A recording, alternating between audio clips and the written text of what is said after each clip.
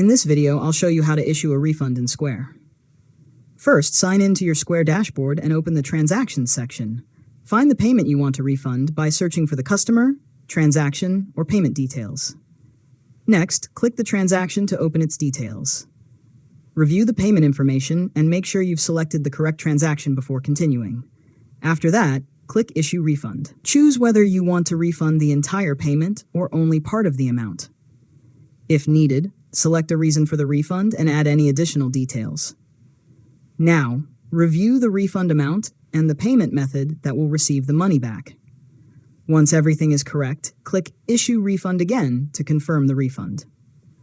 Finally, check the transaction details to confirm that the refund has been submitted.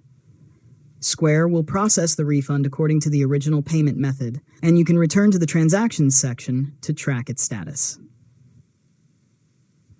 And that's it. You've successfully learned how to issue a refund in Square. If you found this tutorial helpful, make sure to subscribe to LearnModelab for more tutorials.